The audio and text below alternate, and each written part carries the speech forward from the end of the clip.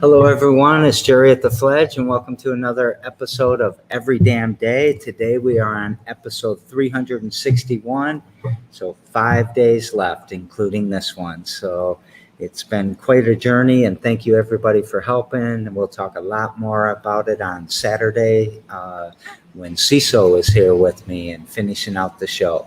So always give a shout out to my t-shirt and the Village Lansing. Got to give lots of big props to Michael and Erica Lynn for the work that you're doing with the young people in our community, especially around gun violence. But I don't know, you're doing super important work, and I appreciate it. Appreciate America 20 to Life, since we're on that similar subject, and really love your chess club. So if you guys ever want to look up the Village Lansing and their chess club, they take donations of all kinds of things, old boards, training boards, I think they must have, stuff like that. So check out the Village Lansing. And I also want to give a shout out to thisent.com, Mr. Joe Walker. I was working on the website last night, and I need your loquaciousness, your verboseness, and your words that you have. So we need to hook up really, really soon. And let's get to my guest today is Liano. How you doing today? Pretty good. So solidarity.org. Right. We're going to push that a little bit, yeah. But want to get your org name out there. Awesome. So, I usually just bullshit with the guest about what you've been doing today and stuff like that. But I saw a lot of posts yesterday about Labor Day, some on yay, we love our union workers. Sure. But also, wasn't May Day the real solidarity holiday, and Labor Day was kind of put in to maybe appease people? Yeah. How do you look at it? Well, what actually happened is that May Day was all of the rest of the world. It's May 1st. Mm-hmm. Okay, that's Labor Day, and everywhere else in the world. And one of the reasons that I forget which president it was now didn't want to have Labor Day be May 1st in the U.S. is because that date was associated with the Haymarket Massacre, where there were some anarchists and socialists that were brought up on trumped-up charges and sentenced to death and stuff like that. And so he didn't want the May Day celebration to be connected to that event. I forget which president it was, but that's I usually blame reason. Everything on Reagan, but no, this is long before that. I'm going to go with FDR maybe, or something. No, even longer. Long before that. I think this was 1890s or something like that. It was. I think Haymarket was 1880s. I can't remember the dates exactly right now. It was some old white guy. Yeah, absolutely, that's true. So. Who do you want to give some shout outs to? Well, first of all, I want to give some shout outs to our membership at My Solidarity. We're doing some great work. I mean, we're working on pushing the political system in our country. We're working on pushing it left. One project of that is pushing the Democratic Party left. We're not a caucus of the Democratic Party. We're an independent organization, but we have won 2 Democratic National Committee seats from Michigan. So, for example, myself and my running mate, Zara Abbas, who's we believe the first Muslim that's been elected from Michigan to the DNC, was elected with me. And so we're going to the DNC on we have a meeting on October 7th. So we are a coalition partner of the Democratic Party. Okay. We're not part of the Democratic Party. We're a coalition partner with them.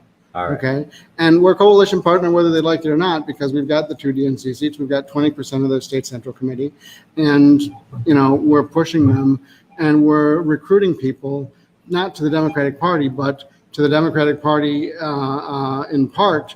So that they can help us win the majority there. That's what we're after. We want to win the majority of the state central committee. So we're inviting them to join us, and if they'd like, also join the Democratic Party and help us push that left. So a big shout out to all of our members because we've really done a tremendous amount of work and we've made a tremendous amount of progress. And I put the mysolidarity.org website up here, so you can click on that link and learn more when you have the time or whatever. Mm-hmm. Let's take a break from that for a second. Sure. Come back to you. Sure. So tell us about you. Like, I like to imagine that there's this little kid sitting there, solidarity now, and this is what I'm going to do when I grow up. But where were you born and raised and went to school, and what are some of your stories? So I was born in Vancouver, British Columbia, Canada, because my father was avoiding the draft. Okay. He was a writer for the SNCC newspaper and went all over the country interviewing folks for the paper. My mother was a community organizer in Detroit and Chicago in the 60s, and I wasn't in Vancouver for very long. We moved back to the Detroit area where my mother's parents were from. And then, so we were here for a little while, and then my mom decided it was very important that I learn another language and another culture. So she bought a used VW pop-top bus and an 8-track player, and we set out across the country the plan was to drive to Peru. She had friends in Peru. We were going to drive to Peru. We got as far as California.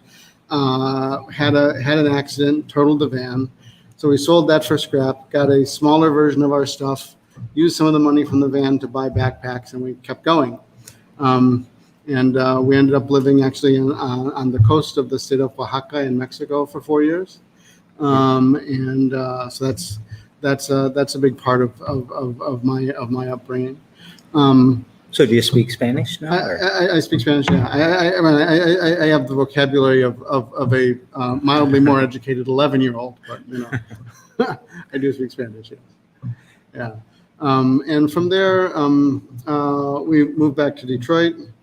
I went to college in the middle of nowhere in Illinois, Galesburg, Illinois, Knox College. Shout out to my alma mater. Actually, it's a really cool building that I took classes in is Old Main, which is the last standing site of any of the Lincoln-Douglas debates. Okay. So one of my jobs at college was actually giving tours of the green room that they had set up for that debate, and there's a piano that Lincoln sat at and played, and all that kind of stuff. But in terms of my development as an activist, actually Lincoln plays a big part in that, because one of the first things that I specifically remember engaging with in politics was reading the Gettysburg Address and getting to the part where he says, "Of the people, by the people, for the people," and saying, "What the fuck are you lying to me about?" Because at the time that he said that, poor people couldn't vote. We didn't get rid of the poll tax until 1964. Women couldn't vote. That wasn't until 1920. Black people couldn't vote. Natives couldn't vote. Brown people couldn't vote. All kinds of people couldn't vote. Maybe about 2% of the people could vote. And he's up there talking about of the people, by the people, for the people. Made me furious. Still does, actually. It pisses me off every day. Yeah, because not only did he say that, but we get that repeated to us in our classrooms, in the media, everywhere. And it was just a straight up lie. And the fact of the matter is that right now, even, for example, if we, from the standpoint of one person, one vote, you know how far away we are from that? I'll give you some numbers. The least populous state is Wyoming. It has a little under 600,000 people as of 2018. They get one House representative, 2 senators, and 3 votes on the Electoral College. Okay, if every 600,000 people in the country got the same representation as those 600,000 people, we would need to add 106 new House of Representative members. We would need to add 982 senators. We don't even have, we have barely a tenth of the senators that we would need to have if we had one person, one vote. Okay, we'd have to add 1,088 members to the Electoral College. Okay, so for example, in Michigan, what this means in Michigan is Wyoming has 600,000 people. We have 10 million. That means that they get 17 times more representation in the Senate than we do. If we had the same representation as them, we would elect 34 senators, not just 2. If California had the same representation as them, they would elect 136 senators, not just 2. We don't talk about that much. We never question the 2 senators from each state. Right. I never hear anybody. You're the first person. Like, this is completely new to me. Yeah. I've never thought about it. Yeah, I mean, if you think about that very clearly, what they said is every state gets 2 senators, regardless of how much population they have. Yeah. So when you have 2 senators from Wyoming with 600,000 people and 2 senators from California with 40 million people, that's a big problem. Yeah. So right now in the Senate, I haven't looked at the numbers specifically, but it's something like the people that are holding up all the progress that we're trying to make represent about 20% of the country. They're not a majority by any stretch. And we're not even talking about gerrymandering yet. And this is gerrymandering. This is gerrymandering. It's just, it was gerrymandered once a couple hundred years ago. Oh, it was defined to Right. gerrymander. Right. Okay. Right. And understand this is, I mean, let me just say this. Democracy means rule by the people. Rule by the people means the people are the rulers. Okay? What does it mean to be a ruler? Look around the world and you will find that rulers, everywhere you find them in the world, have 2 characteristics. Number 1, they get paid for doing their job. They get paid for ruling. So if the people are going to rule here, they need to get paid for having to spend all the time figuring out what they need to do. That's just, I mean, that's just the fact of it. If we're not getting paid for doing the work of ruling, we're not rulers. Okay. And the second thing that every ruler has is they have actual power to actual power over the decisions that their government makes. We don't have that. We have representatives. Okay. So having a representative is very much like electing a king for a number of years. Okay. So we elect these people and we have very, very, very little chance of being able to recall them. Sometimes we can do it at the state level, at the federal level, no, pretty much no. And so so when we think about democracy, we have never been a democracy. We were not designed to be a democracy, nor were we designed to be a republic. That's what most people say. They say Well, that's what I was going to say. Right. But we're not a republic either. Here's the little trick that our founders played with us. Okay, Madison defines a republic. So the original definition of a republic is res publica. That is a people's affair. That is the government is the concern of all the people. And of course, back in Rome, when they came up with that, it didn't actually mean all the people. It meant all of the male people who were not slaves. So again, not nearly all the people. But that's not what Madison meant by it. What Madison meant by it, he explains very specifically. What he means is a system of government where you have some group of representatives that are selected somehow, and they get to make all the decisions. Okay, so let's just be clear. If you have some selection process by which some group of people are selected, some small group of people are selected to actually do the ruling, that's a small group of people doing the ruling over everybody else. That is definitionally an oligarchy. Mm-hmm. It's not a republic. It's an oligarchy. Okay, so when we say we're a republic, what we really mean is we're an oligarchy. We're just trying to cover it over, not be clear about the fact that we have a very small number of people making all the decisions for everyone else. Should we be able to pick up our phones and vote direct and no more? There is a trope among libertarians and other people of that ilk that say, well, you can't have direct democracy. Okay. Well, first of all, you don't necessarily need to. What you need to do is you need to have the representatives be held on basically a tight leash by the population. You can do that in a number of ways. For example, you could still elect the representatives like we elect, and you could say, for example, that the number of votes that a representative gets in the chamber in which they're serving is equal to the number of votes that they received in their last election. Okay. Okay. And for example, you could also have a situation where the people who voted could change their vote. Okay.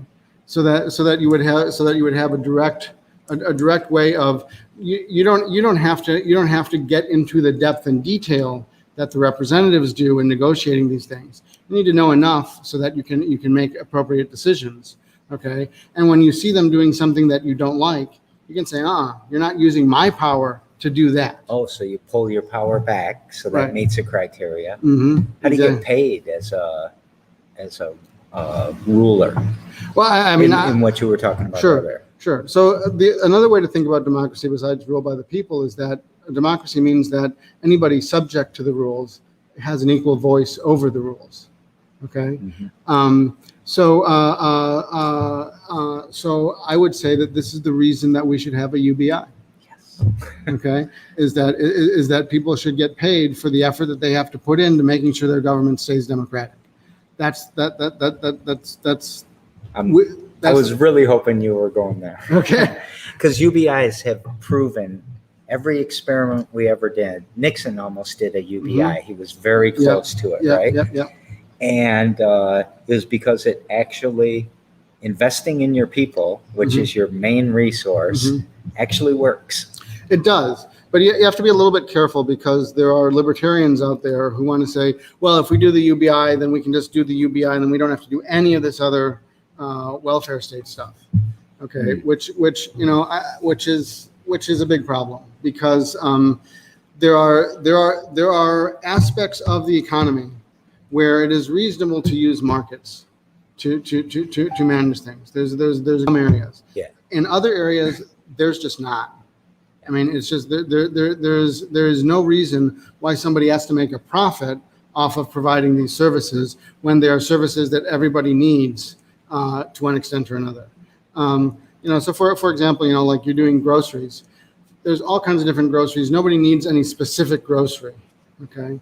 But everybody needs electricity. Everybody needs internet access. Everybody needs roads and bridges and infrastructure. Mm-hmm. Everybody needs schools.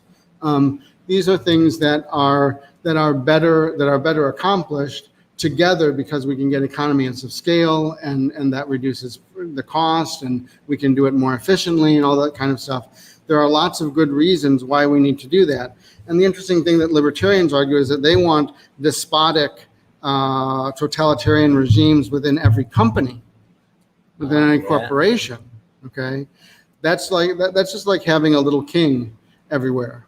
Okay, and so then we have to go and work for them for 5 days a week, 8 hours a day, the best hours of the day. Most of our waking hours. And we have to be in that situation where they get to tell you when to show up, what to wear, how to dress, when to go to the bathroom, when to eat, how to smile, what to say. I mean, that's being a slave. Yeah. Okay. There's no other way to describe it other than being a slave, because you wouldn't do that if there wasn't a coercion of, if you don't do this the way that I tell you to, you're not going to get fed. Yeah. Okay. So a libertarian is just a Republican that gets high, right? Pretty much. The libertarians have this problem. There are two key problems that libertarians and also Republicans in general have. The first one is that they have a childish definition of freedom. They have the idea of freedom that I'm in my little bubble and I can swing my fists anywhere I want so long as I don't cross the barrier into somebody else's nose. Okay? That concept of freedom on a society-wide scale is the kind of freedom that bacteria have. Okay? That's every bacteria is in its little shell and it's competing with all of the other bacteria, and that's it. Okay? And the key thing to understand that is that what that means is that it's a zero-sum game. Their concept of freedom is a zero-sum game, which means that in order for anyone in that system of freedom to get more freedom, they have to steal it from somebody else, which is what capitalism is, and they don't like to acknowledge. But so what they need is they need a better definition of freedom, which I will provide. Yes, please. I'm sorry. So here's the deal. Freedom requires three things. Freedom requires, number one, it requires liberty. What I mean by liberty is actual hours of free time. Time of your life where you have zero obligations to anything other than yourself and what you want to do. Okay, that's liberty. Okay, sort of like from the army, they say where you're at liberty. Okay, right. Okay, so that's what that is. That's liberty. Second thing is you need to have freedoms with an S. Okay, those are the activities that are available to you in your society without threat of censure or punishment. Okay, so you need, number one, you need to have time to do stuff. Number two, you need to have things that you're allowed to do without risk. Okay, and number three, you need resources. Okay, you need energy. So for example, if you're working 70 hours a week at 3 different jobs, and you want to go for a walk with your lover in the park, you can't because you're tired. You're wiped out. Okay, you don't have the resource, you don't have the energy. Sometimes you might not have a park. Might not have a park. Sure, if you're living in a resource poor area, exactly. So that would be a resource issue. Then on the other hand, some people, some place you can go for a walk in the park with your lover, no matter who your lover is. Some places in this world, if you go for a walk in the park with your lover and you and your lover are the wrong combination of skin color or the wrong combination of genitals between your legs or whatever, people are going to attack you. So then you don't have the freedoms because you can't do that risk-free in your society. Okay. And then, again, if you're working 70 hours a week, not only do you not have the energy, you don't have the time, because you need to spend time recovering, and all that kind of stuff. So real freedom that we can generate, freedom where we can actually generate new freedom without taking it from anybody else. That's the freedom that I'm talking about. The libertarian freedom is being free the same way a bacteria is free. I don't want to live like a bacteria. I want to live like a person. Yeah. So that's the main issue that libertarians have with freedom. There's another issue that they have, and this is shared very broadly by the right, which is that they refuse to consider context. They want to talk about this little thing here and this specific little thing here, and they don't want to connect it to talk about this specific thing over here. And the reason is that when you look at the big picture and you look at the pattern, they're wrong. Their conclusions that they reach are just factually not correct. And it's obvious, okay? This is the kind of thing that you happen with, for example, when a senator goes in and carrying a snowball and says, look, there's a snowball. How can we possibly have global warming? Okay? That's confusing weather with climate. Yeah. Okay? That's confusing a specific instance of something with a broad general pattern. Yeah. Okay? They are the worst statisticians I've ever met in my life, the libertarians. Many of them on purpose. Yeah. Many of them know that they're doing the statistics wrong, and they're just dishonest about it. Figures never lie, but liars figure. That's right. My grandfather used to always say that. Figures never lie, but liars can figure. Yeah. They always seem to optimize locally for their own benefit, though. Exactly. And when they try to optimize that globally, it falls apart. So let me explain how ridiculous that is. Okay. From the biological perspective, it is patently obvious that cooperation always beats out competition. Yes. Always. So, for example, you can go back to when we used to all live like bacteria, a billion years ago or so. One of the first things that got us out of living just like bacteria is that we became eukaryotes.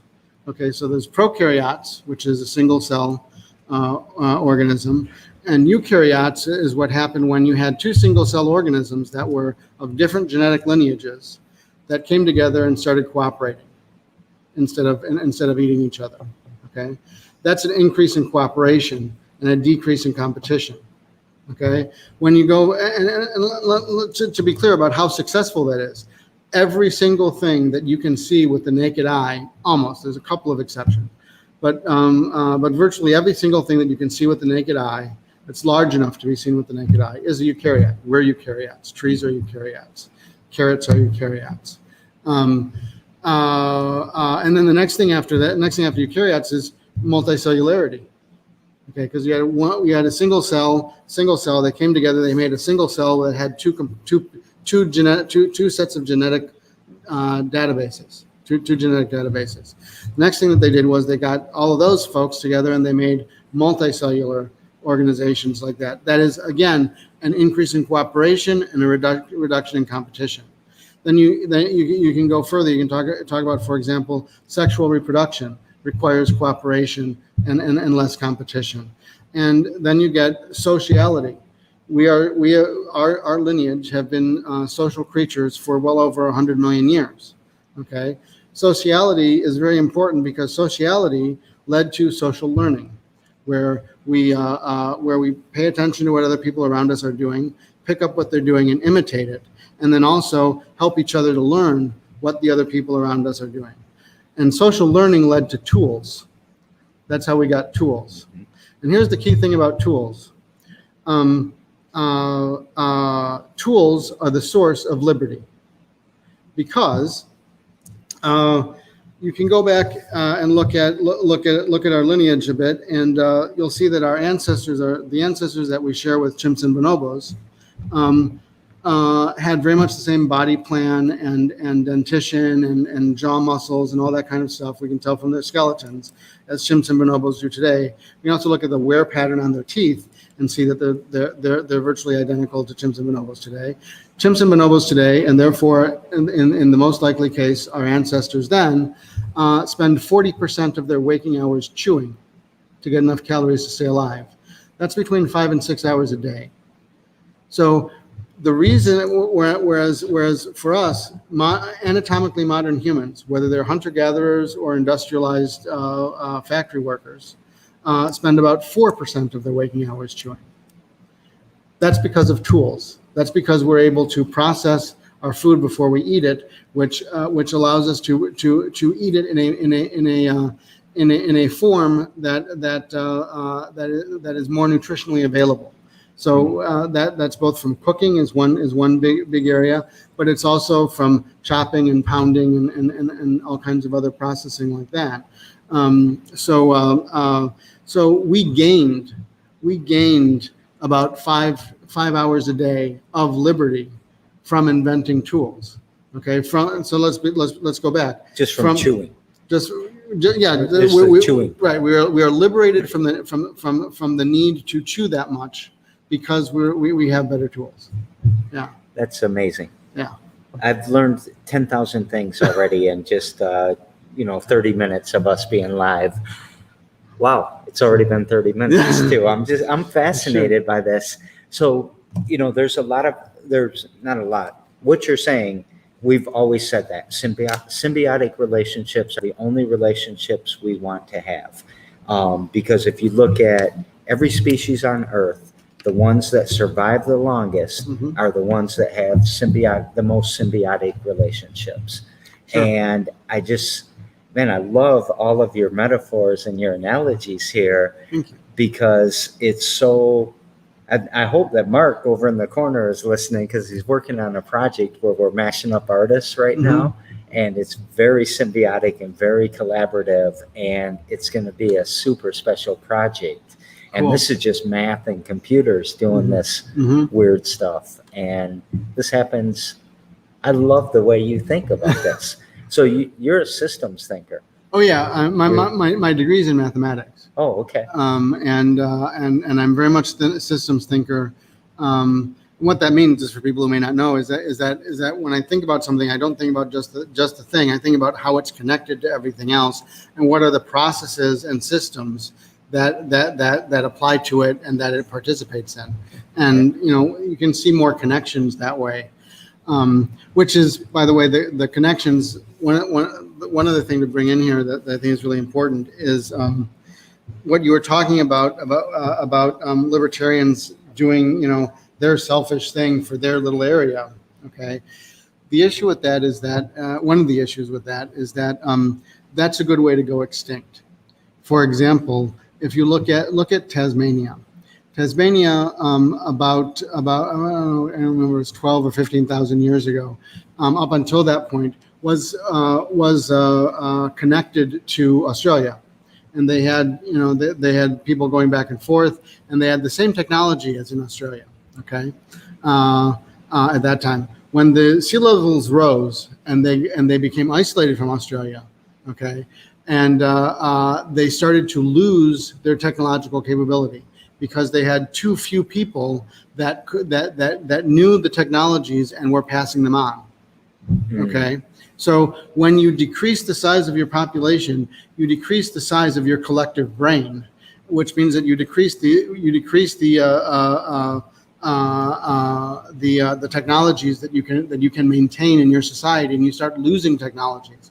So that by the time, thousands of years later, when Europeans first encountered Tasmania, they had the most primitive tool set of anyone in the world. When 15,000 years before, they had there had been things invented in Australia over that period of time, but back then they had many more tools than they did when they were encountered by Europeans. We always say bigger brain, better world, and it's exactly that permutation of the large numbers. I'm a mathematician too, okay, and consider myself a systems thinker, systems theorist. So I love the way you're talking. I love everything that you're giving me new metaphors and new analogies here. Cool. And, so is this going to happen to Florida? Is what going to happen to Florida? As the sea levels rise, Florida breaks off a little bit. Well, yeah, we have the technology to hop over now. Okay. All right. But I mean, there's certainly a lot of Florida that's going to be underwater. Yeah, there's no question about that. It's coming fast. I mean, Miami's suffering all of the time. Yeah. Wow. I love this conversation. Cool.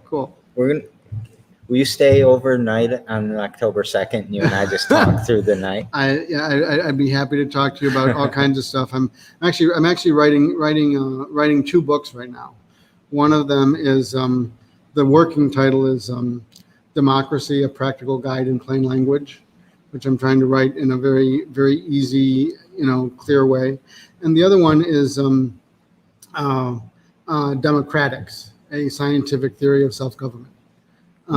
Because I mean, for like a lot of the ways that people talk about democracy is just it's kind of flim-flamming. It's kind of grand ideas, and how they get realized is another question. And so for example, when I look at democracy directly, I see that really we're talking about a spectrum. And the spectrum is a power distribution spectrum that starts with democracy on the left, where power is distributed equally to everybody, and totalitarianism on the right, where power is distributed exclusively to one. Okay, and between those two, there are different distributions. There's the distribution like what we have, for example, that where we're missing 982 senators. Okay, so there's power is distributed. A little bit of power is distributed to many people, but then most power is distributed to a few people. Okay, and those few people are the ones that actually run the country as a result. I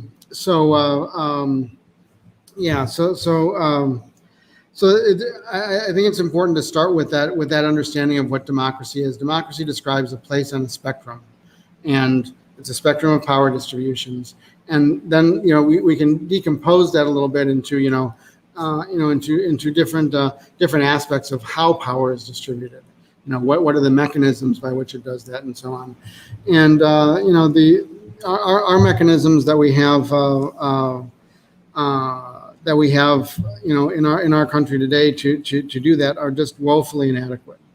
I mean, for example, I mentioned before the lies about how we're a democracy or even a republic. I mean, you can go back, for example, Jefferson wrote in the Declaration of Independence about all men are created equal. At the same time, he owned a bunch of men and women as slaves, and was regularly raping a young girl, and saying that it was fair use of his property. I mean, all men are created equal. Give me a fucking break if that's the kind of way that you're going to behave. The other thing is, governments derive their just powers from the consent of the governed. Just consider this for a second. Our system gives the government no possible way of seeking our consent, because there is no possible way for us to dissent that makes any difference. So, for example, if I don't vote, okay, that doesn't get counted at all. Okay, so when you hear that some politician won an election by 56% of the vote, they didn't win 56% of the people who can vote. They won 56% of the people that showed up and had their votes counted. Right. Okay. So and what do you have to do to be able to show up and get your votes counted? You have to jump through a whole bunch of hoops. Okay. You have to go and get registered. And many times that means you have to travel a long distance, especially if you're poor, because they don't have offices in your area, which may be difficult for you because being poor, you may not have transportation. You may need documentation that's difficult for you to get, and on and on and on and on. And so the idea that the government offers us the opportunity to give or rescind our consent is just bullshit. I mean, because put it very bluntly, the government's definition of consent is the rapist's definition of consent.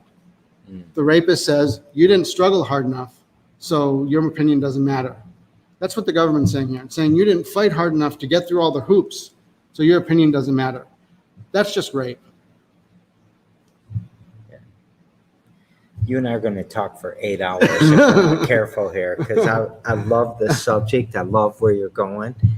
You're not just trying to sit here and talk and write a couple books and all that. You've got mysolidarity.org, and you have an event coming up. You want to jump into those projects real quick? Sure. So right now we're going to have the Progressive Solidarity Summit here at the Fledge on October 2nd. It's going to start at 10 in the morning. We're going to have meet and greet and some networking stuff and some good community building exercises. And it's going till 4 a.m. Well, we have the after party starts at 5. So, okay. Yeah. And it's going till 4 a.m. 4 a.m. Well, actually, I think it says 11 on okay. But anyway, yeah.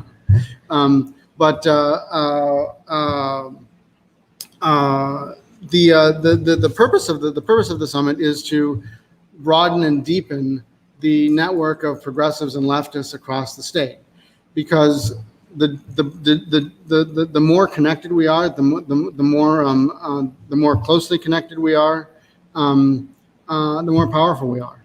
That's what I was talking about, eukaryotes and multicellularity and all that kind of stuff. That's the more organized you can be, the more people you can get organized together, the more powerful you are. The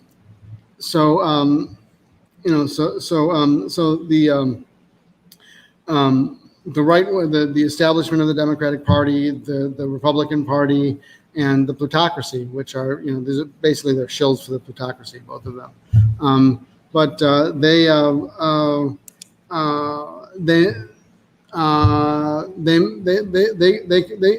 They control what's. I lost my train of thought. I missed something in there. It's going too many places at the same time. The point is that the establishment of the Democratic Party and the Republican Party are both effectively the red and the blue wing of the plutocratic party. Okay, you can see that right now in the bipartisanship that they're talking about right now. What bipartisanship really means is we're fighting for the plutocracy. Okay, because what that means is that bipartisanship means you can get all the Republicans and all of the right-wing Democrats, stick them together and say that's bipartisan. Yeah. Okay, that's not bipartisanship. That's single partisanship. That's plutocracy right there. That's what's going on. That's what's going on. I mean, Manchin's going around literally taking bribes, everywhere he stops. we call them campaign contributions, but they're bribes. I don't mean to bring TikTok into it, No, but I sure. learn a lot of shit off from TikTok. TikTok's actually good if you can get past you start liking it a little bit, Mhm. the things you like and the things you can learn. And I saw this woman just bashing the Democratic Party. You control the presidency, you control the House, you control the Senate, and all these guys are anti-vax, anti-mask, anti-voting, and they're just rolling over a still, and they're sitting there doing nothing. Mhm. Why are they sitting there doing nothing? Well, the reason, so there's actually there's a to give an accurate answer, I have to go back a number of decades. Let's Okay. go. Okay. Damn So Nixon. no, well before Nixon. You have to understand that what happened during the New Deal era. Okay. What happened during the New Deal era is FDR didn't come in and just want to do that stuff.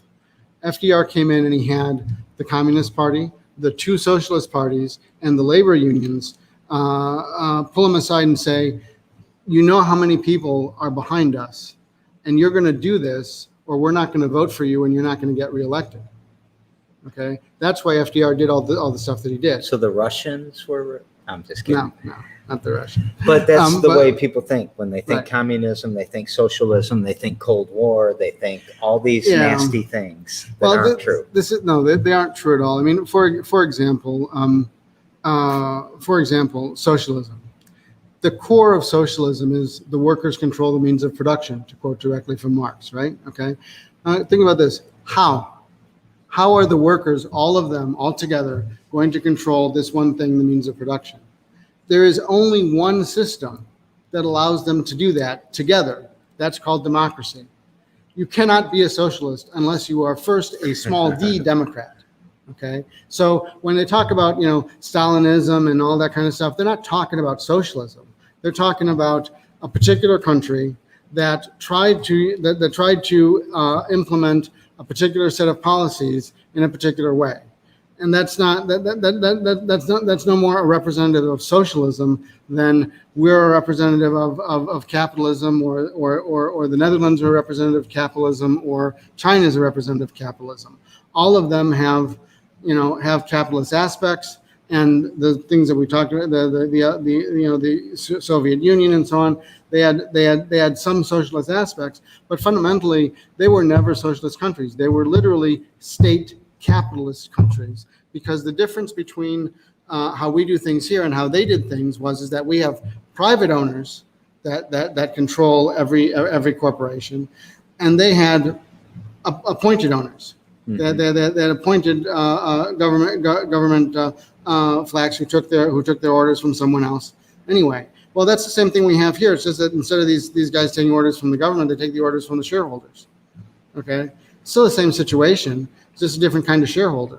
Okay, so they're wrong about. I mean, the Soviet Union, for example, Lenin himself. Okay, Vladimir Lenin himself said this is a state capitalist country. He knew that he wasn't socialist. He knew that. And what they're doing, what the right wing is doing every time they say, "Oh, look at the Soviet Union, they were socialist and they were terrible," they're buying into Stalinist propaganda, because that's what happened with Stalin. Is he came in and he basically just declared that they had achieved socialism and we're done now.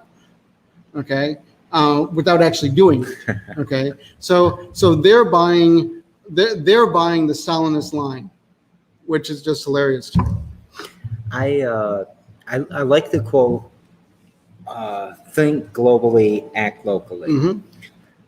How important is our local election versus like our federal election?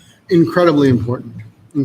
For example, Washtenaw County right now, we just elected in 2020 we elected a new county prosecutor. It's a pretty local election. Mm-hmm.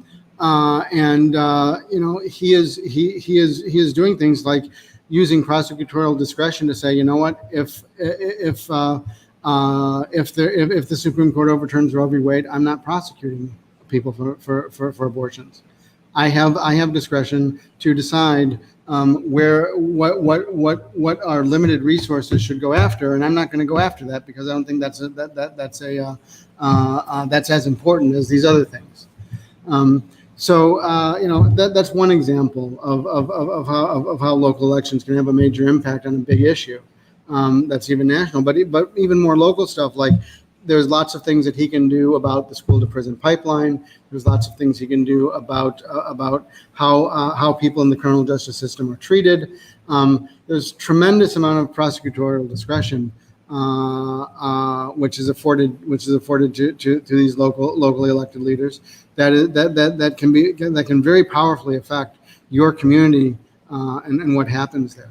Well, sometimes the prosecutors are that gatekeeper, right? Because once it gets to the judge, their hand might be tied with minimum sentence laws and all Correct. kinds of things, Yep, right? yep. But if the prosecutor never gets there, Right. then Right. we're okay. Right. And you're making me, it's not your fault, it's my fault. I cannot remember our prosecutor's name right now, but she's doing great things I think she's doing great things with not tapping on an automatic felony if there was a gun in the trunk or something like that. Yeah. And it's, I'll give a shout out to our prosecutor in Washtenaw County. It's Eli Savitt. He's a really great guy. He's good progressive. Yeah. You're just embarrassing me now. I can't think of I'm her sorry, name. no. Someone ring in and tell me her name. Okay. Because I love what she's doing. I mean, sure. I don't know how it's all going to shake out and all of that, sure. But I think she's doing the right thing to try to restore some equity in this system. Yeah. And the police get all mad about it, but right. What's that phrase? Starts with an F. Fuck the police. I think is. I'm sure you don't want to go there, but I'm. No, going I mean that's okay. I mean I will. So this is my thing about police. Police in our culture get conflated with law enforcement. Police are not law enforcement. Police have never been law enforcement. If police were law enforcement, we wouldn't have to have massive protests to get them to spend their money testing rape kits instead of buying military equipment. Testing rape kits is a police function. If they don't want to test rape kits, they're not fucking police. They're not fucking law enforcement. Okay? Testing rape kits is a law enforcement function. If they're not doing that, they're not law enforcement.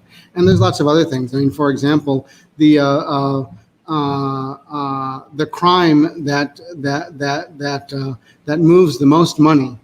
That moves the most money is wage theft. Hundreds of billions of dollars of wage theft every year. And where are the law enforcement? And that's almost treated like a civil thing, right? That's between me and you. Right. It's not between me and the community at large. Right. Right. So when a poor person steals from their employer, like takes a couple bucks out of the cash register, the police are called for that. Yeah. But if the employer fudges the numbers on the time card or something like that, that you have to go through this special other board, and they have to they see if maybe and there's a long et cetera, et cetera. The police would treat you like you're crazy if you called them over that, right? They would treat you like nothing. You'd have to call the. Well, I haven't done it, so I don't know. But it seems to me that you might have to call the actual department that deals with that, because there are departments. Some of them have special units that deal with that, but that's not. I mean, it's not terribly common. There's no. You're not calling 911. Right. But you should be. I mean, this is literally the largest crime spree in the country every single fucking year. If your employer is screwing you right now, call 911 and right. Yeah. Let's load up 911 with those types of calls. That's right. So that you ready to go in the streets? I want to carry a sign for you. I want to do whatever I need here. Well, I'm doing the best I can. Yeah. So So let me just finish off. So the thing about the police is, so the police are not law enforcement. We want law enforcement. We don't want police. Right. Okay. Police, literally, the culture of police is descended from the slave patrols. Okay. And they think about criminals. They don't intend to. I mean, there's nobody who grows up wanting to think about criminals this way, but the system trains them to think about criminals in that kind of way. That, you know, as opposed to you're not a criminal until you get convicted, because that's the way it's supposed to work, right? Innocent until proven guilty. You're a criminal the moment that somebody accuses you of being a criminal, and you get treated like a criminal that whole time. Okay, that's what tends to happen. That's what they show on TV all the time. That's what happens a lot in the actual streets. A lot of the time, that's what people that's what some people think they're going to police work to do, to get the criminals. Okay, but let's remember, these people aren't criminals until they get convicted. Okay, and if you're not treating them as citizens with no conviction, with just the same rights as everybody else, all the way up until they get convicted, then you're not law enforcement. You're wealth and privilege enforcement, and that's really what police are. It's wealth and privilege enforcement. You can see it also, by the way, if you look at these two graphs.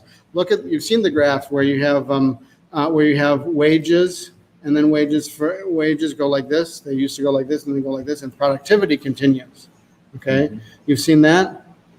That's theft. Yes, very much so. Mm-hmm. Very much so. Mm-hmm. And that's where they're making billions up here, and we're making $9.95 down here. Right? Exactly. You want to see something else?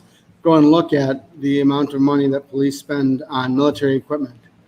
It's basically the same split. Okay, that's because it's very clear what's happening is that they're being geared up. Again, this is not. There's no cabal in the background going, oh, we're going to do this. This is the reactions that individuals have when they have that mindset, that police mindset. That that's not about law enforcement. It's about policing. See, people want a puppet master, right, to blame. They want to look at a puppet master and say, that's the person that did it. But it's really not really microaggressions. It's not the right phrase, but it's these fractals mm-hmm. that are building up within the system that are super chaotic. And those fractals are not evil, but they have the wrong intention. And that builds up over time. And you can't put your finger on John, Mr. Evil, but you can't. The system has built itself mm-hmm. off from these small inputs that made it go chaotic and get super horrible. Yeah. Well, but let's be really clear about this. It was designed to do this. Let's be. So, for example, you know who John Jay was? Yes. First Chief Justice of the Supreme Court. You know what he said? He said, the people that own the country ought to rule it.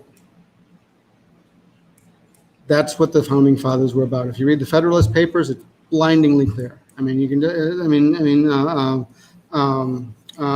it's Hamilton comes straight out and says, we don't want an actual democracy, because then poor people would vote to impose taxes on wealthy people. But Hamilton was super cool, man. He was rapping and stuff. Was that a whole charade too?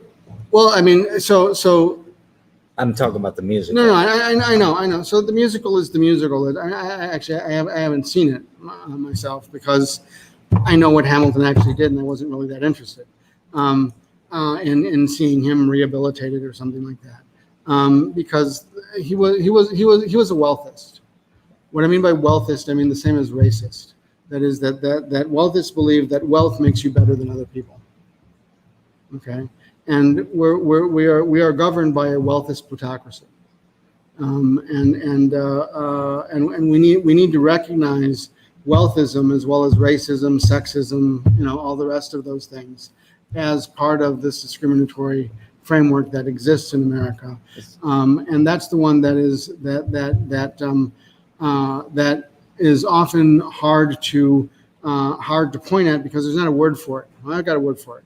It's wealthism. It's a class system, right? Absolutely. And let's be clear, there is no middle class. There has never been a middle class. There are two classes in the class system. There is the working class, and there is the owning class. And the difference between the two is workers work to feed themselves, and owners own to feed themselves. So, oh man, there's so many flippant questions I want to ask you right now. Sure. So how do we get involved? How do we support? How do we help with in my solidarity? I'm sorry, I'm staring at your shirt. No. And how do people get involved with the Progressive Solidarity Summit? Is everyone welcome? Yes. Can Republicans come? Sure.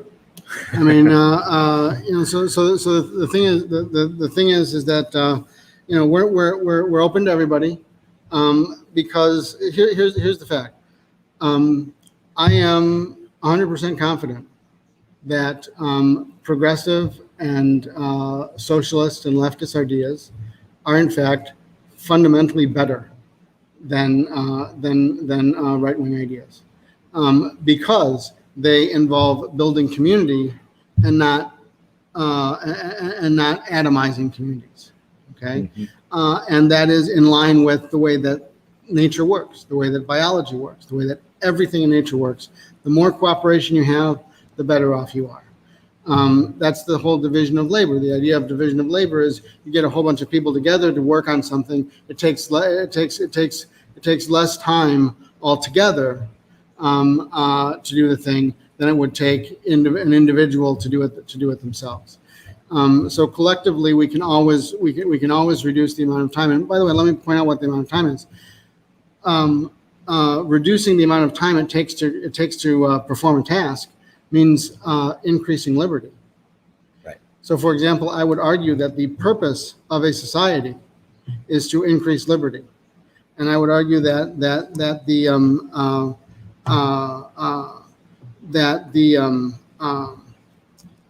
the purpose of democracy, the purpose of society is to increase liberty. Democracy is a system for a society to function with, that I believe most directly addresses and attempts to achieve that goal of increasing liberty. Now, there's other things that democracy does, increase freedoms and increase resources, because we cooperate more together, we generate more together, we all have more resources. So as our productivity has just skyrocketed with all kinds of technologies, especially in the last 50 years, there's still overtime. There's still a 5 day work week or a 40-hour work week. Actually, a lot more for some people. Right. There's still huge disparities in wealth and freedoms and liberty and what was the other word? Resources. Yeah. That was wealth, I guess.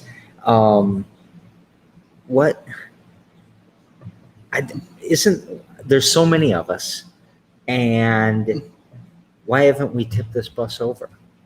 Well, there's a number of reasons, but so I think we got distracted because I was going to go back and talk about 1947. I started talking about FDR, so he didn't want to do that stuff. He got forced into it by the two socialist parties, the Communist Party and the labor unions.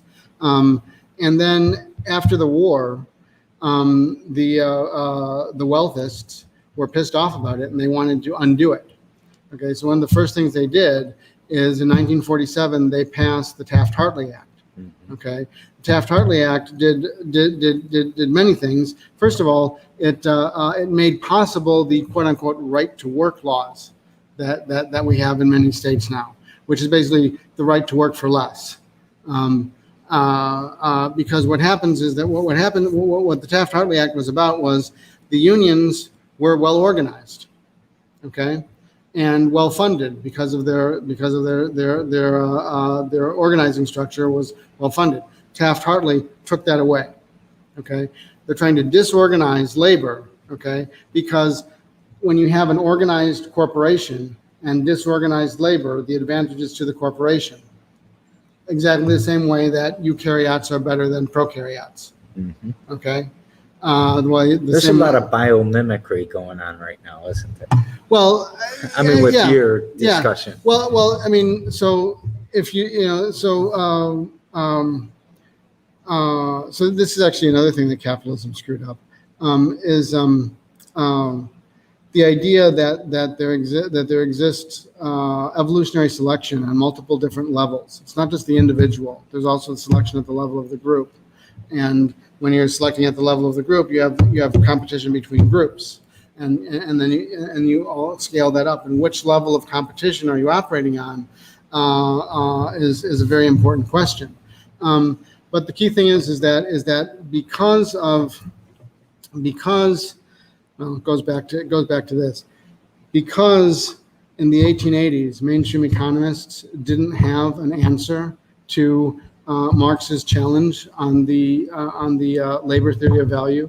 Labor theory of value isn't actually Marx's idea. It actually goes back to Adam Smith. Uh-huh. Okay, and what it basically says is labor is the source of all value, which is true, because you don't get any of this stuff without somebody doing labor. Okay, and the question and the issue with capitalism is that the somebody that does the labor isn't the somebody that gets the value of that labor. That the person that does the labor has to split the value of that labor with somebody who didn't do any work at all, and that's just theft. Plug your ears, Mark. He's doing work for me right now and Sure. creating all the value. Well, I'm going to try to contribute later. Sure.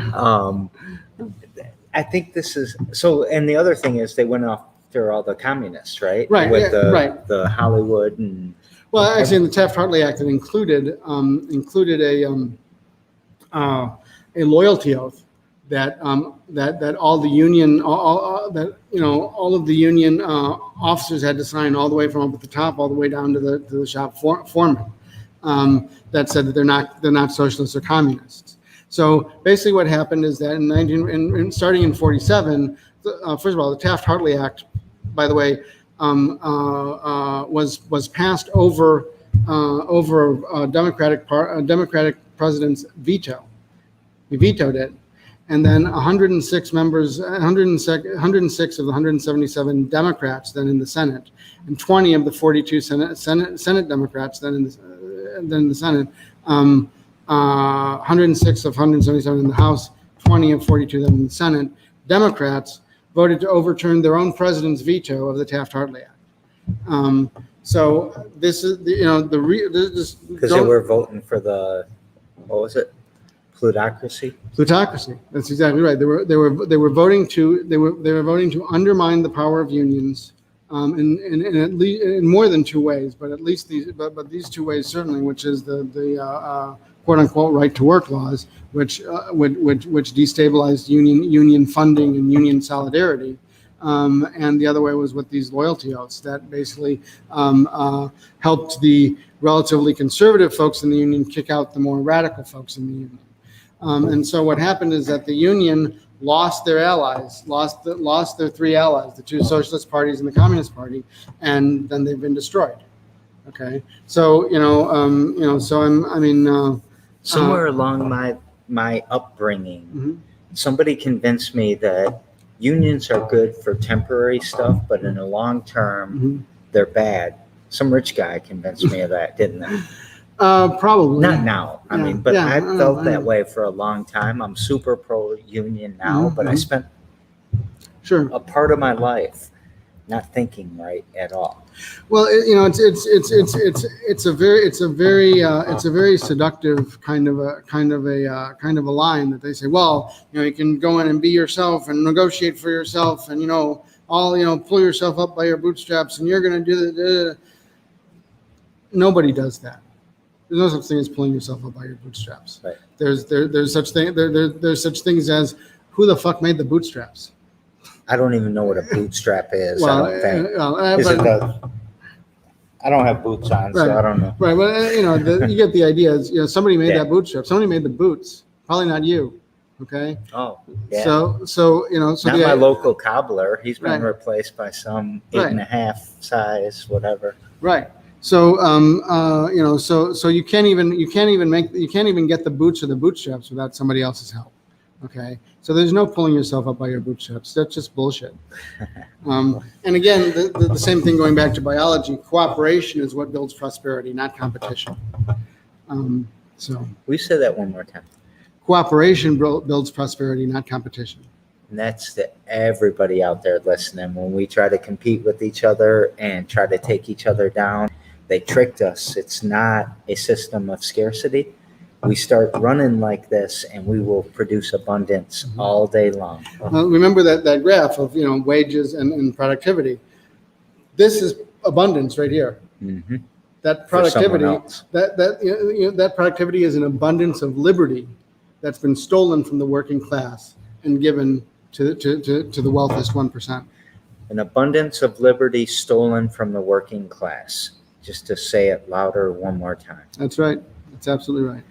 Man, this is fascinating. This is going to be the longest show we've ever done. What do you do every damn day to fix this? I guess I want to. Sometimes I say push the mission forward, push the needle forward, Sure. But I don't think you have to push. I think you're out there. I can feel your passion. I can feel your energy. You see it. Yeah. And well, so I mean, I tried to do this back in the 80s when I was a teenager, and it was impossible to have a conversation about anything related to socialism or anything like that. oh, Reagan wasn't going to have for that. The Cold War wasn't going to have for that. No, unless I was talking to somebody who was already in, it was impossible to have a conversation because everybody's brain would just shut off when you said socialism. And so when Bernie Sanders stood up and said, I'm a democratic socialist, despite the fact that's redundant, but anyway, like I explained before, right? You have to be a Democrat to be a socialist. Can't be a socialist without being a Democrat. And a bunch of people stood up and said, yeah, we're with you. And then they looked around and went, there's a whole fucking ton of us. That inspired me to get back into this. I mean, like I hadn't been directly active for a long time until 2016, I've been working on some stuff, but I hadn't really been directly active. And then, but to get back to your question, what do I do every day? I get up, I take a walk because I gotta get healthier. And then I have a routine where I work on. I spend some time working on my book. I spend some time organizing my solidarity stuff, and I try to be cognizant of my mental health. So I mean, I try to do self-care and stuff like that. But basically, I'm basically what I'm doing every day is my book and my solidarity. Those are the two things. And my solidarity includes, for example, I'm preparing to go to the DNC.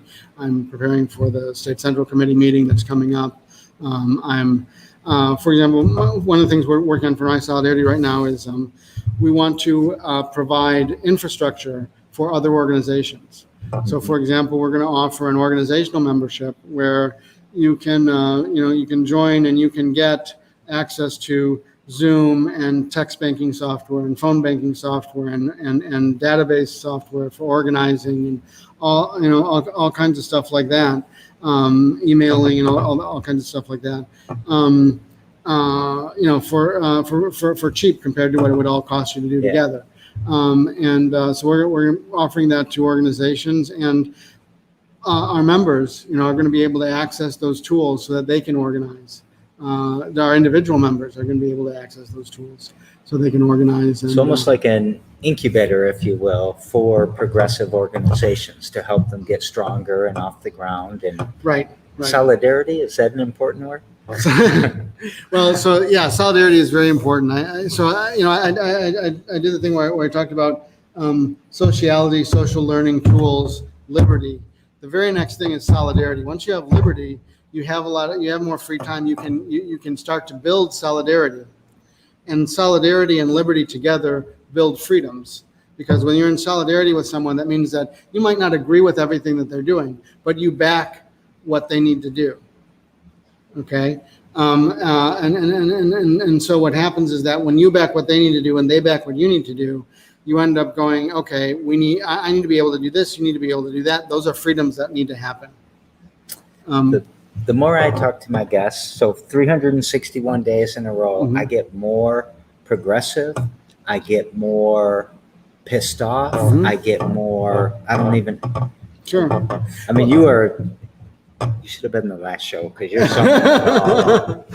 Well, because people, I'm an entrepreneurial guy. They think I'm a capitalist pig because of that. But entrepreneurialism to me is not anything to do with the capitalist system. It has more to do with being innovative and being creative and solving the problems for each other. And you got me all pumped up. I want to get out in the streets. That's good. Where's my yellow vest? Yeah, there you go. Right. That's absolutely that's what we need, that kind of movement here. I mean, the fact of the matter is that we have numbers. We know that if a political movement is going to succeed by the protest route, which is part of what we need to do. We don't need just to do electoral politics. We definitely need to be out in the street. We need to be helping our neighbors. We need to be doing local elections so we can get better prosecutors, for example. But where was I going with that? Where did I start out? What was I saying? What was I just saying before that? Was it the every damn? Well, it was part of the every damn day category. Yeah, you look on your book. Yeah, no, I lost. See, two mathematician system thinkers talking are going to go on tangents and never recover from them, right? My brain just, sometimes it goes 5 different directions. Let's see if it comes back with a couple things here. Sure. I daisy chained the shows together. Mm-hmm. Yesterday, I had Shara, who is a black female farmer, one of 2 in Michigan. Mm-hmm. And to her, land ownership, land equity, super important. Mm-hmm.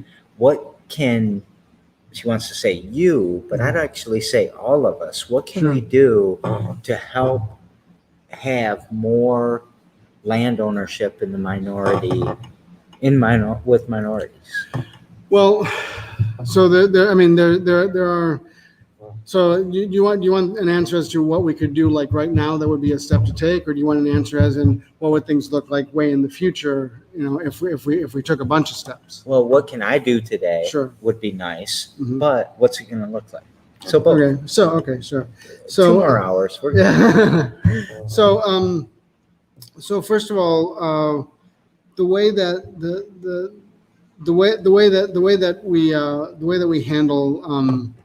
we handle ownership in general is not very good. We don't actually use our land for what is needed by the people that live in that area. We typically use the land for whatever somebody comes along and says, I'm going to put this thing here and we're going to make these things, we're going to ship them over there or something like that. And the benefits locally are just jobs. Which again, that factory can up and move anytime it wants. And they do. And they do, exactly. And then those people are left there. So one of the key things that we need to do is we need to have land use be constrained by local needs. We need to be in a position where we can say, our local community can say, what it is that we need and how to get it. One of those things ought to be farming, because we ought to have a sustainable food system, and so we ought to be looking at ways that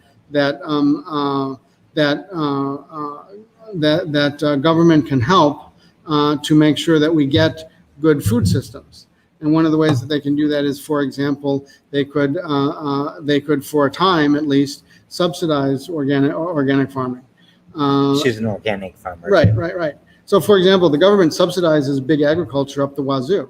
Okay, they spend tons of money for them to spray chemicals and do all this kind of stuff, and but they don't invest nearly the same amount in sustainable agriculture or small farms or things like that are more sustainable or even more regenerative. Or exactly, even more regenerative. That's actually where we need to go. Is not just sustainable, but regenerative, because we've done so much damage to the planet already that we need to do that. So I think that we need a way of our local communities being able to manage for example, their food source as well as their water source. We already have managing their water source. So we can have some kind of management system to not to control it, but to make sure that the land gets used for the small farming, regenerative kinds of operations, and not the gigantic agribusinesses. That's just a shift in resources from giving tons of money to people who are already wealthy to giving that money instead to people who actually need it and are actually doing things for their communities. Well, we talked a long time ago, 70 hours a week just to eat. Right. And if our community control their own food supply, if I control my own garden and I can get half my food from that, then they have half as much control over me, maybe. Not quite that, but yeah. But I mean, the other thing is that you could set these things up with all of a sudden I can't think of what it's called when you do when the farmer makes contracts with people. Like a CSA. CSA, that's what I wanted to say. Yeah. So you could set this up with CSA so that you could have you could have people that would be able to sign up for the local farm in their area and have a CSA there. And so these are all things. I mean, and we should be looking at urban farming as well. I mean, there's many examples. There's an example in Detroit. There's one in Chicago, I know, where they're getting massive yields out of small plots because they're using not only sustainable but regenerative, as you say, methods, and using not using so much automation because it's more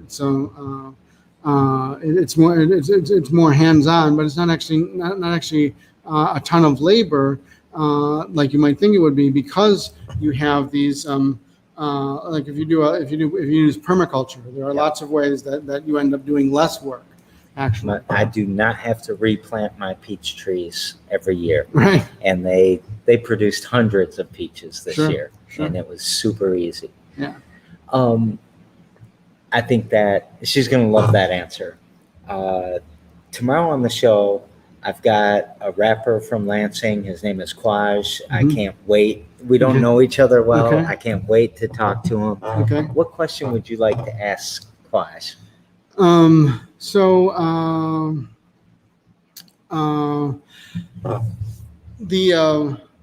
The fundamental purpose behind the progressive movement is not just to change the laws, but to change the culture. Because if you change the laws and you don't change the culture, that's not going to. The laws will come back. The laws will come back, exactly. And what is the culture? The culture is the stories that we tell each other and ourselves about our relationship between ourselves and each other, between ourselves and our communities, the world, the universe, and the unknown. Okay. And changing the culture means changing the stories that we tell about those things. So I would like to ask him, if you could change one story, what would the story? What story would you change, and why would it be that one? So I absolutely love this question, because I always talk about we've got to change the culture. The culture is what drives so many things. And I love the question. Nobody's ever asked it before, but man, what a vicious question. You're going to put him on the spot. Well, so, I don't mean to, but I mean, he's a rapper. You got to have to. Yeah, I think he's going to be right there. Cool. It's more vicious to me when I try to TikTok it and answer myself later. Okay. But let me put you on the spot. Sure. What story do you want to change? I want to change the story of capitalism, because the story that we have of capitalism is just not true. I mean, the fact of the matter is that in the 1880s, mainstream economists understood that they were just wrong, that capitalism in fact didn't work, but because they were funded by people who are wealthists and needed capitalism to work, they invented a completely new theory that has no connection to reality, but that's the theory that everything works off of, including Keynesianism. because you have mainstream, what's called, neoclassical economics. And Keynesianism is basically saying, well, that's the model, but it's wrong a little bit here and a little bit here and a little bit here, okay? Like little tweaks around it. This is exactly the same thing that happened with pre-Copernican astronomy when Copernicus and Galileo came along. Pre-Copernican astronomy had this model of the solar system with the Earth at the center, and then when they looked out and looked at the things out, and looked at actually the planets out there, they saw that, well, but they don't always go in the same direction. Sometimes they come back and they do these weird things, and so they would add all these little epicycles, little here and here and here and here and here. And when Copernicus and Galileo came along and said, no, if you just put the sun at the center and the Earth here, then everything moves just fine, and you don't have to add all these little fiddly bits. Okay. Well, that's what happened is that Adam Smith, Ricardo, and Marx had the scientific theory of value, which is the labor theory of value, which says that all value comes from labor. That's the only scientific theory of value, because all value comes from labor. That's just the fact. What happened in the 1880s is that the mainstream economists replaced that, okay, with their new model. And let's look at some of the assumptions that their new model makes. Their new model makes the assumption, okay, that every firm is exactly the same. It makes the assumption that no firm is large enough on its own or with some group of others to be able to affect the market price. Okay? That's just not true. Okay? It assumes that everybody in the market has perfect knowledge of the market. They know exactly how much inventory there is over here and what the prices are over here and how this, all of that. They know all of the data, which is bullshit. Okay? So this, just to be clear, the fact that there is any scientific person that takes any mainstream economist today seriously is a travesty, because mainstream economists, Keynesians and neoclassicals, are working with a theory that is demonstrably not true, and they're not replacing it. They've criticized it. They've criticized it up and down, but they don't actually replace it. And the reason they don't actually replace it is because there's plenty of money behind funding, not replacing it. So is it bigger than us losing our moral compass? Or, I mean, that was a big thing with Adam Smith, right? Is as long as we have a moral compass, the free market will work. Well, so bullshit. Let's look at what the free market means. You really want a free market? You want to have slavery? Slavery is legal in the free market. You want to have organ harvesting from children? That's legal in the free market. You want to have assassination for hire? That's legal in the free market. Okay? If you want a free market, you want all of those things. You want all of those things. If you don't want all of those things, you don't want a free market, and start talking about well-regulated markets. I mean, that's, the free market is a myth that we need to start challenging these people on, because it's bullshit. 100% bullshit. 100% bullshit. You're gonna get me swearing. I'm trying to not swear during the show, but Okay. if we're gonna start talking about Amazon and all these assholes, it's gonna make me swear. Yeah. I want to throw something up. Amanda Miller, I don't know if you know her or not, or if that name's familiar, It sounds but familiar. freaking amazing conversation. Thank you, Liano, for getting back on the solidarity path. And you got me, man, I'm pumped up. I want to march. I need a sign. Yeah. I need a yellow vest. Go. I got a Bernie bird, so I got Cool. that. Cool. I'm You very need a- excited about October 2nd. Oh, yeah. Yeah. I think I have one of those too. Yeah. So happiness, sadness, joy, hope, and or love. Which word or words would you like to talk about?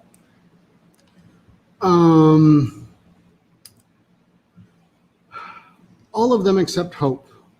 All of them except hope. Yeah, because let me just say something about that.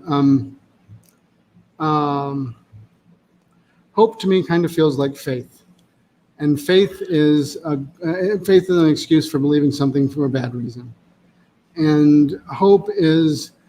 I feel that hope undermines activism. Not for everybody, but for a lot of people, if people if people feel hope that things are going to be okay, then they stay home. Okay. If I don't want to depress people. Okay. But let's let's be clear-eyed. Let's not hope for things that are not likely to happen. Let's be clear-eyed about what things are likely to happen, what things are likely to happen, what we would like to happen, and then let's try to do something to make it happen. Let's not just hope. I hope Bernie wins. Right. And then you didn't get off the couch. Exactly. Where were you like 360 days ago? Because the reason I started talking about hope in the first place is there's an old Russian phrase that says hope is the last to die. And I felt like we were all in such despair because it was right in the middle of the pandemic.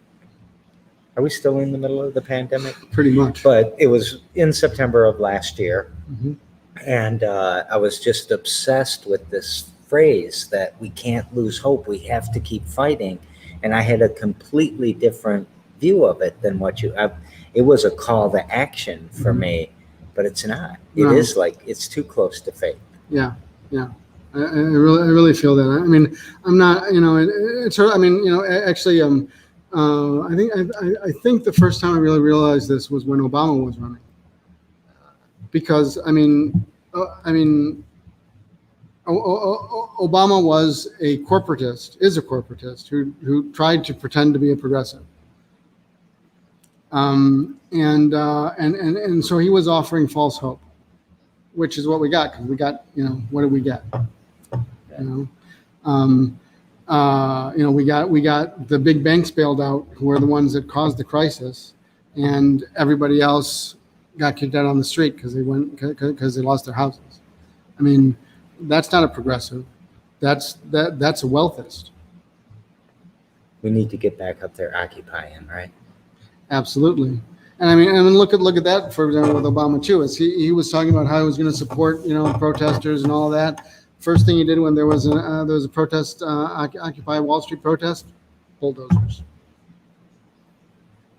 So the key thing is that one of the things I want to talk about. So let me just talk about love for a minute.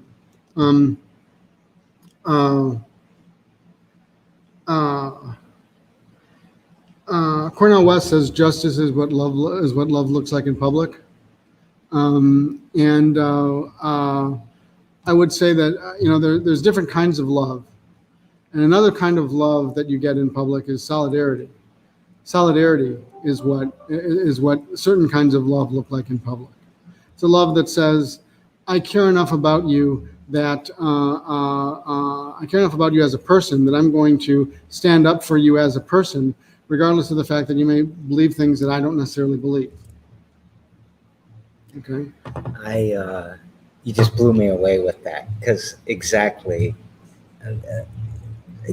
the way I think I meant love when I added it to the questions. It was about our communal love. It was about how we support each other.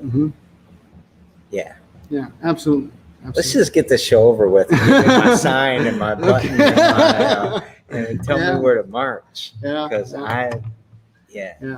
solidarity, absolutely. And that's some I don't know if you guys can't see, but the back of my shirt here. Oh man, you're wrecking the end. I thought we were going to take this out. But what it does say is the most important word in the language of the working class is solidarity. And Harry Bridges? He was a labor organizer. I love that quote. I took a photo before the show. I want to go to happiness for a second. Sure. The pursuit of happiness. Sure. Good statement, bullshit statement, part of the American dream, which seems to be bullshit. Well, it seems to be built on bullshit. So the American dream is effectively that we should have liberty and freedom and prosperity, which is resources. That's the American dream. What they're trying to tell you the American dream is that you should be able to observe that from afar, not necessarily participate in it. Okay, so so because Jeff Bezos goes to space, America. Right. And he doesn't give a shit about America. No, he doesn't. No. Should we have countries? Do you Well- ever think about that? Sure. I think it's important to have local, regional, maybe larger regional uh, uh, uh, systems of making decisions together. Okay. Especially for those big things like electricity and roads and Right. stuff we all need. Right. Exactly. But there's no reason that I see that we need to have particular nations. I mean, if you look at history. I mean, here's a quick thing. So a capitalist corporation is structured just like a pyramid. One or very few people at the top, a few more people in management here, everybody else at the bottom. Okay, that is the ubiquitous structure of virtually every organization in the world: government, business, nonprofit, whatever. Okay, that is exactly the same structure that organized the god-king monarchies of ancient Mesopotamia and Egypt. We have not changed the structure that we use to organize people on large scales for 6,000 or 7,000 years. Okay, it's not because it's a particularly good way of organizing things.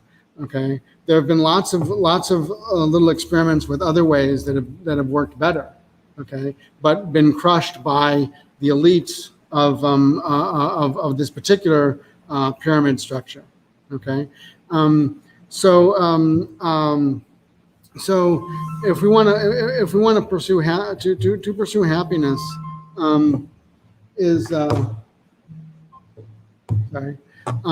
to pursue happiness, what we one of the things that we need to do is we need to look at what are different ways to organize ourselves, and because how you're organized has an awful lot more to do with how happy you are than what particular possessions you may have, or similar kinds of things. I could talk about that for a long time, but Sure. I've become a minimalist since I've been running the Fledge for the last 6.5 years Sure. or so. Mhm. And how we're organized together, how we work together, who I get to hang out with, even when I'm doing the worst chore, which is sometimes getting pooped on by a chicken. Sure. It's a lot more fun and satisfying than Right. anything I've ever owned in Right. my life. Right. Exactly. Because you have that satisfaction not only of you're doing this, but you're doing it with other people. Yeah. And that sense of community is I mean that sense of community is tied up with the sense of solidarity, and that's really what makes a community, is that you have this sense of in it together, doing things together, having each other's back. That's what makes a community.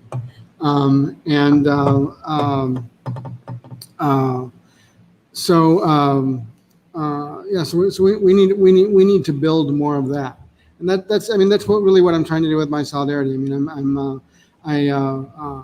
I'm working on the rules for the organization, and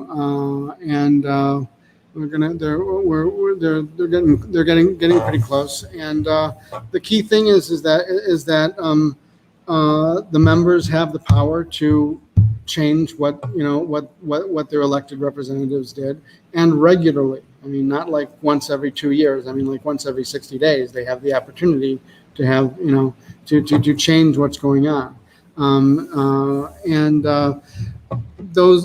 Those kinds of things where you empower people to have a real effect. I mean, for example, like everybody that goes to a Democratic Party meeting, okay, not everybody, the vast majority of people that go to a Democratic Party meeting know that they're not going to change anything. Okay, they're going to go there and they may argue about stuff and they may make a bunch of points and all that kind of stuff, but fundamentally they know that the vast majority of the time they are not going to be able to change anything because of the structure of the system. And if they don't know that, they certainly should. Okay, because that's the fact. It's hard.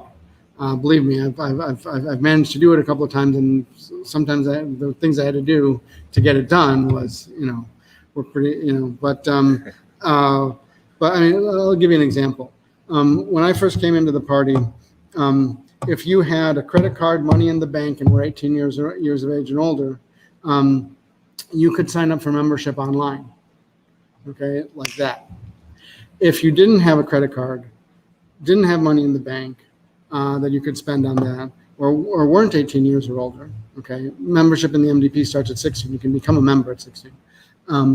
But if you didn't have those three things, you had to, first of all, go and find their membership form, which they didn't make easy. They didn't say, here's the membership form, okay? You had to go and find it, you had to download it, then you had to print it, then you had to fill it out, then you had to get it to Lansing. I mean, you had to go through all of that, okay, to get a free membership. So what they're saying is, we don't want free memberships. We don't want you if you don't have the money, okay? That's what they're saying, okay? And what we did is we built a system where they could put in all the membership details, and we would print that out on their membership form, and then we would take it to Lansing for the people. Okay. Okay. So I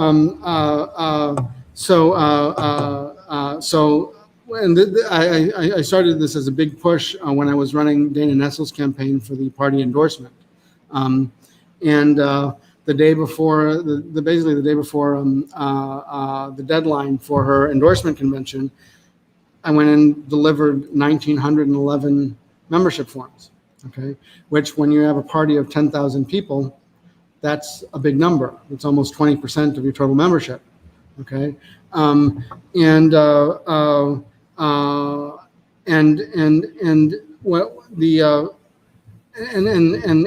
well, anyway, there's a bunch of other stuff involved, but and I said, hey, here's the membership forms. Do you want it on an Excel sheet, or do you want the membership forms? She said, no, we want the membership forms. Wouldn't take it in an Excel sheet.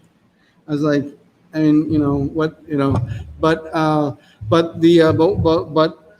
because they weren't making the free membership available online, I only gave them exactly the information on the membership forms that the rules required, which means that they didn't get a phone number, for example. Okay, they didn't get an email. They got name, address, date of birth, that kind of stuff, basic stuff that are stated in the rules that have to be on there. And so what happened is they had all these members that they couldn't contact. So they finally they started at the beginning of this year. They started to allow me to excuse me. So a couple of years ago, they started to have free memberships available online. It's still hidden. Okay, they started to have free memberships available online. So it's great. I'll send them to that. I can put the link directly to the page, so they don't have to go and look for it. Okay. But I was still delivering membership forms to them all the time to build up our membership, and because it was hidden. And now they've decided that no, we're not going to allow you to give us those memberships anymore. Like, I'm an elected DNC member. I'm a part of your party, and you won't accept membership forms that I bring in. Why? What's the deal? Now, the fact of the matter is I can turn around and I can find lots of other people to take them in, because they have to accept them from caucus chairs and stuff like that, because it says so in the rules. They've told me that on email, caucus chairs. Okay, well, I can go and find caucus chairs that are delivered, but the fact of the matter is that these people obviously don't want new members. They do everything that they can to put up barriers to new members unless they have money. So to this day, that free membership form is still, you gotta find it. So I mean, yeah. You've got to have an organization where you empower people to be able to make change. When you have an organization that calls itself democratic and then makes it virtually impossible for people to make change. I never let the word empower slip by without enable. Sure. Because empowerment without enablement is pretty lame, right? It's zap, you're empowered now, but I'm not going to let you have the tools. I'm not going to let you use this. I'm not going to show you where that is. Well, I would just say that if you're not going to do all that stuff, you're not empowering me. You've put me in a position, but you haven't empowered me. You put me in a position as a token, like, okay, here, yeah, we gave I call this. it relegating you to Right. something. Right. Siberia. Yeah. I had no idea you and I would go this far and so long, and we should probably wrap it up. But Okay. thank you so very, very much. This was very educational content here that I'm going to be able to spread around a lot. I'm super motivated to get into the solidarity movements more and do whatever we can to help you. So Great. I appreciate it very much. And, October 2nd's coming up, 10 to 11. People can register on the mysolidarity.org website or Facebook. Yeah, there's a Facebook event. Everybody should go and find the Facebook event. It's it's an event on My Solidarity is our Facebook webpage, is our Facebook page. I saw it this morning. I'll post it again later on. Great. So Yeah. anything else we forgot to talk about or promote? We've got the mysolidarity.org out there. Right. So I guess we'll just say if anybody's interested in helping us, please go to mysolidarity.org and sign up. Do you have like a volunteer form or a donation form? Or both? Yeah, we exactly on the front page. Okay. There's a membership form. There's a donation form. There's a volunteer stuff. Yeah, so that's all there exactly. There's at the same time you're signing up for My Solidarity, you have the opportunity to sign up to join the Democratic Party. It's not a requirement that you sign up to join the Democratic Party when you join My Solidarity. But are you ever going to have three choices: Democratic, Socialist, and Communist parties? No, well, so well. Or are we sticking with Democrats? So let me tell you what's going on is that effectively over the last 150 years, the two major parties have built a wall around our democracy, around our government. It's not really democracy, but around our government. That wall has two gates. It has the Democratic gate and it has the Republican gate. And we have three options. We can go through the Republican gate, we can go through the Democratic gate, or we can go through the wall. Okay? That would be building a third party, would be going through the wall. Okay? That wall is there to keep third parties out. So we know that's going to be a hard slog. Okay? In Michigan, there are 10,000 members of the Democratic Party approximately right now. About 2,500 actually show up to state conventions. So if we show up with, say, 10,000 progressives, we'll win. All right. Okay, that's why that's why I'm asking people to join the Democratic Party, because that is the quickest way that we can start to have major political influence across the state. So we're at the gates. We're at the gates. Now we just need the people to help us storm them. All right, got it. Agree. I'm with you. Thank you. Thank you again so very much. What would you like to take us out with? What I'd like to take us out with? Gee, I don't know. I'm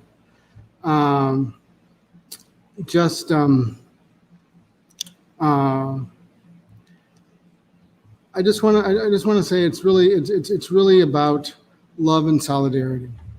That's what it's really about. It's really about caring for the people around you.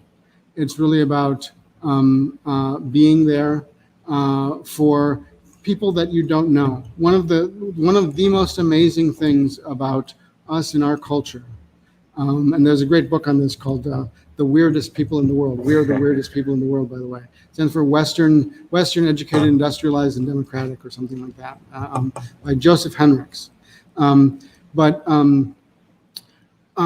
We are the most pro-social towards strangers. And he does a great job of explaining how that came to be, but that is an amazing feature of our culture, and we need to promote that more. We need to be more pro-social towards people we don't know. It's about expanding our circle of care, and making sure that, just like healthcare for all, everybody's in our circle of care and nobody's out. Can you imagine if all of us just took care of each other all day long? How much stronger and prosperous and abundance and educated and happy and free and freedoms and liberty. Yeah. You're a badass, man. Thank you so very, very much. Thank you for an awesome conversation. Appreciate it. Yeah. Thank you for an awesome conversation. It's been a lot of fun. love each other, stay in solidarity with each other, and we will tip this bus over. Thank you. Cool. Thank you.